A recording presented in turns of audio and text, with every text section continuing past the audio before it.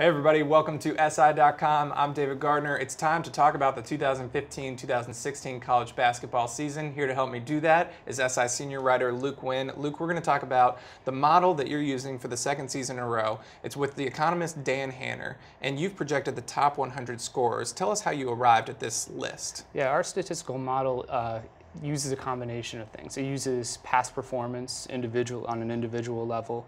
It uses things like recruiting evaluations to look at players' development curves over time. It uses a database of thousands of former players to create similar profiles. And we use the advanced stats that we generate to produce hard statistics like points, rebounds, and assists per game. So let's move to the list. This is the top projected scorers only.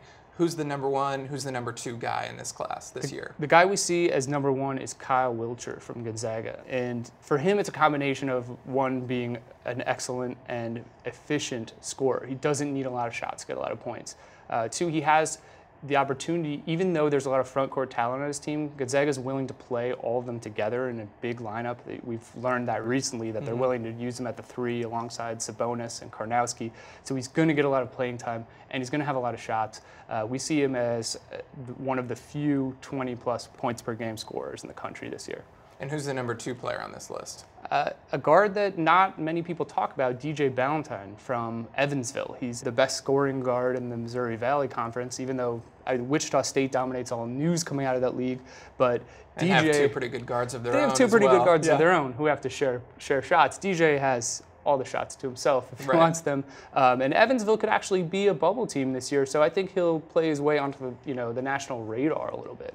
Absolutely. Now, let's talk about some high major guards. Who are some guys on big programs, names that people will recognize that'll be on the top of this list? Yeah, a guy who could surge to the top of the scoring race is Hield from Oklahoma. I mean, you saw him last year. He's an electric, oversized shooting guard, and he plays on a fast-paced team. Like, that also factors in. Oklahoma gets up and down the floor. Buddy plays. There's going to be 5 or 6 or 8 more possessions in an Oklahoma game than a slow team's normal offense. And another one would be Devonta Smith-Rivera at Georgetown. He decided to come back for his senior season after thinking about going pro, but we see him as a top 10 scorer as well. And let's talk about the freshmen too. We have a whole list dedicated to freshman scorers. The number one guy on that list is Ben Simmons. How does he stack up against some experienced returning players?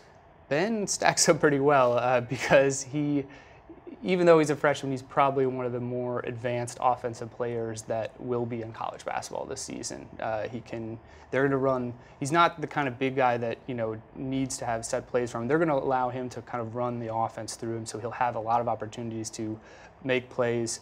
We see him as a guy who could score 17 points a game without a problem. There's also just a lot of shots available at LSU. They lost Jarrell Martin and Jordan Mickey to the pros, and he's going to have as many front court minutes as he wants.